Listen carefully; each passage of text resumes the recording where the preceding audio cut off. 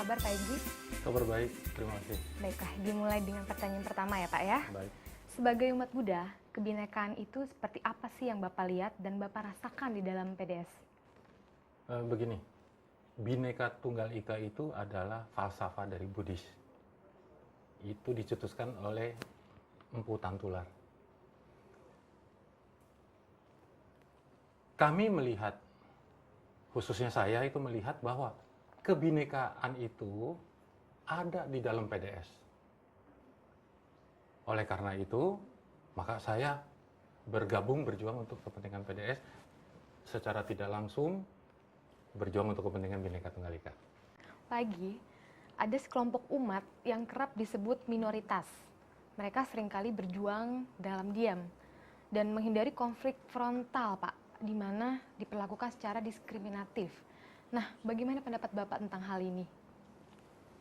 Sekelompok umat yang berjuang secara diam, itu memang haknya dia. Namun, apabila mereka selalu memakai cara-cara tersebut, maka kepentingan mereka akan semakin tenggelam dan terlupakan.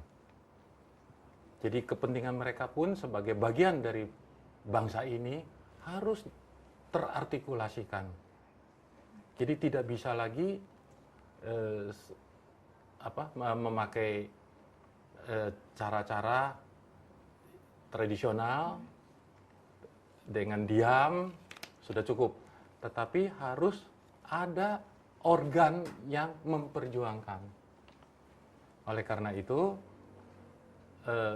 sudah saatnya mereka menitipkan aspirasinya kepada kekuatan-kekuatan tertentu atau partai seperti PDS untuk bisa disalurkan.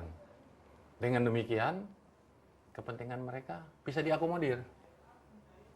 Karena minoritas itu juga adalah bagian dari kita.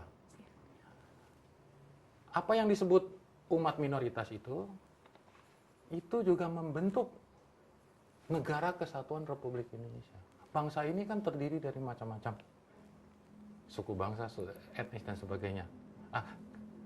Ini sama dengan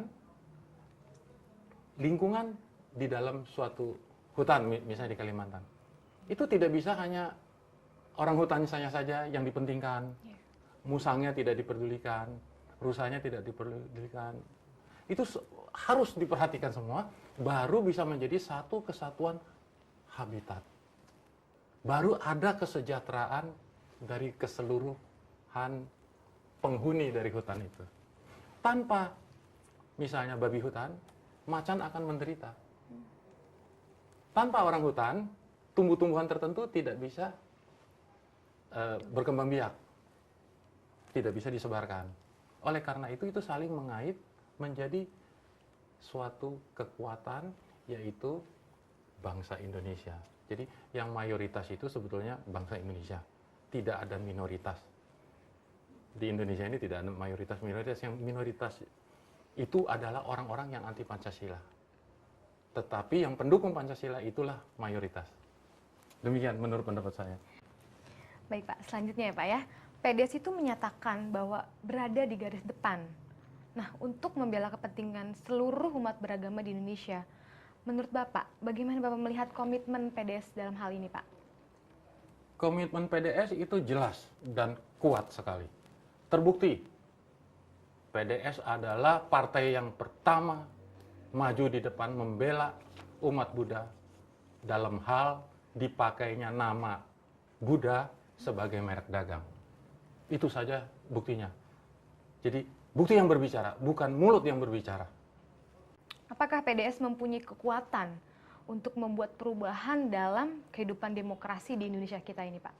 Setiap komponen di Indonesia ini pasti mempunyai fungsi dan juga mempunyai kekuatan. Hanya besar kecilnya. Tapi saya melihat bahwa PDS ini mempunyai kekuatan masa sekarang maupun masa depan.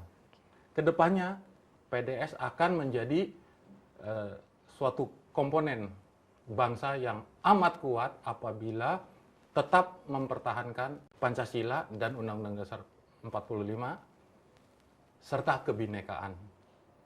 Oleh karena itu dalam perjuangannya PDS akan tetap berorientasi pada pluralisme.